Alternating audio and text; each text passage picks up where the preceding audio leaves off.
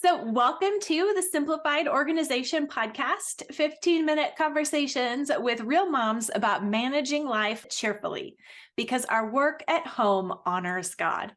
He uses our homes to build his kingdom, so they are worth our energy and attention.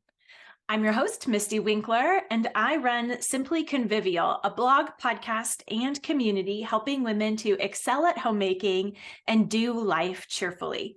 I'm also author of The Convivial Homeschool, Gospel Encouragement for Keeping Your Sanity While Living and Learning Alongside Your Kids. And today I'm joined by Kristi Clover. Kristi is a home organization and mom life expert. She's also author of M.O.M, Master Organizer of Mayhem, and the book Homeschool Basics. She's host of the Simply Joyful podcast, a popular conference speaker, and her passion is to help Christian women find sanity and joy in the throes of mom life. She loves to share about her adventures in motherhood and home life through a variety of media, and you can find her at kristiclover.com. She lives in San Diego with her husband, Steve, and their 5 kids. Thank you so much for joining me, Kristi. Absolutely. I'm so happy to be here. So before we jump into our topic, I was just asking what's going on in your life right now. What's keeping you busy? To give people a context for your life these days. Oh, my life these days. That's a loaded question. I know.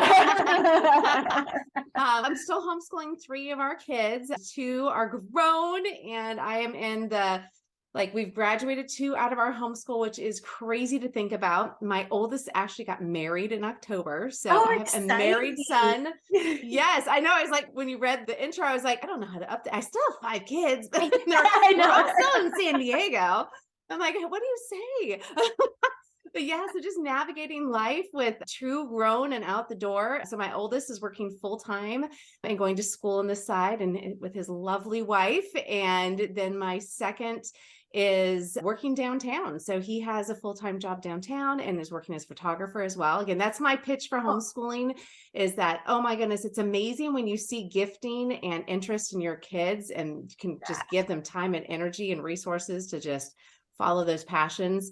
And then I've got the 3 kids at home, but happening right now in my life actually is that I just lost my father. So this is my first interview after that. So the last 6 plus, kind of almost 7 months, I've been caring for him as well. I'm so sorry for that. I'm a loaded question. Yeah, I know. It's a big life. It's a shift.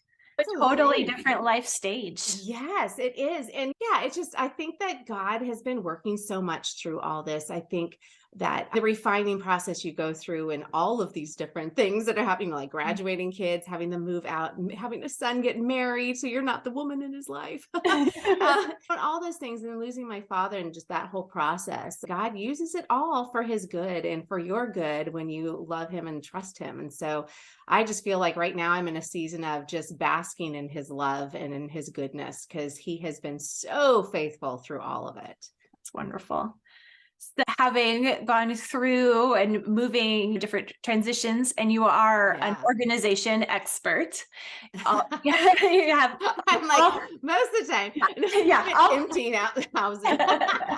You have all kinds of resources for women on organization and that kind of thing. And I think we all have that desire to be more organized, but sometimes I think that desire, it comes from perfectionist tendency, like a desire to have things just and like looking for that magic to make things like stay put. Yeah. So what would you say to the moms struggling with perfectionism, especially in trying to get things organized? Oh, when it comes to organization perfection, they have no place together. That's actually one of the big things I have bolded in my book is that no place in the definition of organization is the word perfection. So I really encourage people to let go. Mom life and perfect home don't always go together. And the homes that you find that are always perfect, they often have help or they do have great systems. And I can pull my house together and pretty quickly when we have guests come. But really, I believe that organization has more to do with systematizing things, creating efficiency in your home, obviously training your family as well. And what are the systems because it doesn't help if you are the one that's doing it. In fact, my son, when I was helping him reorganize his closet, which I have to do every 6 months, when I was helping him, he's like, I'm so glad you know how to be organized because I don't know how to do this. I'm like, but you're going to learn. And he's learning. So yeah, it's just baby steps. And just, I think again, like there's no place for perfection in organization. You can do a little Google search on the definition of organization. And again, perfectionism is not there. Done is good. So organization will not suddenly make life go my way. I know. Yeah, no, like life's still gonna happen. And I mean, nothing like I have the weird like satisfaction of, whoa, like when I get my pantry organized or something, or I'll put new labels on something, I'll have to stand in like the buzz. It feels so good. No, nobody touched anything. But yeah, it is just really interesting though, because people I think confuse that all the time, but it does go away. And that's life. Like you're saying with your son and his closet every 6 months, it's because, or the pantry, when the places do get used and the things come out and they go back, maybe by different people, maybe in a rush, when things are used, there's going to be evidence that they were used. Yes. And I've had to learn like of the blessing in that. Like when I start going, like getting frustrated, realize, you know what, I have been blessed with these kids, and like those socks, they have feet that go in them. And yes, I prefer that the socks on the feet go somewhere else. But at the same time, it's like I have to slow down and think big picture and kind of change my mindset on things. And that's, I think, the most important part. And for us, like I've said, like we've had a really crazy, like my husband and I actually went on a walk this morning. We're like, it's been a crazy 9 months because like July, my son got engaged. October was the wedding in our backyard. My dad went to the hospital in September, so 2 or 3 weeks before. So it's like my son was great. It was just like all of this stuff was all hitting at once. And the thing is just there's seasons for being like put together beyond organizing, to have things look neat and tidy, because being organized and neat and tidy are two different things, believe it or not, because you can go minimalistic and have a really poorly run house, or you can be organized and maybe have more things out. So it really just depends on what you're comfortable with, what your husband's comfortable with, and your kids, because sometimes there's kids who have a need for things to be more organized, and we have that in our home. So it keeps me on top of it. So I'm like, for everybody's sanity, I will keep it organized and tidy. Yeah. And when you have those systems in place, it can help when you have those seasons that are just crazy busy. But I think sometimes it's like preparation for those times. And then there are times that just have to be whirlwinds. And whirlwinds leave damage. And then there's a time to put it together again after, but it's not, or being organized isn't everything being the exact same all the time. Okay, I've put it all together and now it's going to look this way every moment of every day. Yeah, absolutely. And it is. It's just one of those things where you have to give yourself grace. Like maybe there are seasons for it looking great.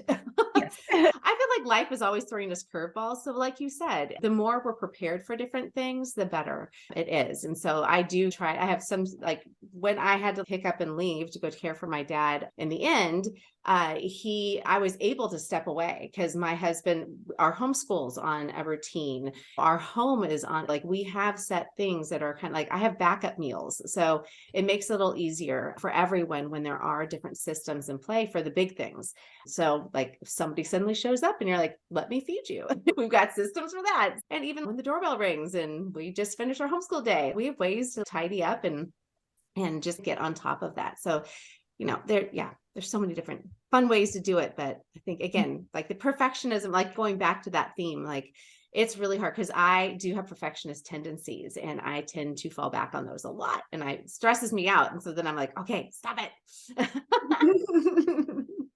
That's a great point, that the systems are in place, not just to be systems in place. Like that's the goal, but that it allows you to open your home and to feed people and to be available when those needs come up. Absolutely. Thank you for joining me for this episode of the Simplified Organization podcast. Come back next week for part 2 of my interview with Kristi Clover, where she shares some of her best home organization tips. A big part of what we need to organize in our home is our own homekeeping routines. And I have a free guide that will help you figure out the homekeeping routines that you need to work in your house. Someone else's checklist just isn't going to work. For our own particular families, we have to figure out what our homes, our families, our lifestyle requires. And my free 3-page guide will walk you through the process of figuring that out for yourself and creating your own routine plan that will work for you. Just go to simplyconvivial.com to get this free guide. That's simplyconvivial.com/clean and download your free guide. And then while you clean, remember to repent, rejoice, repeat.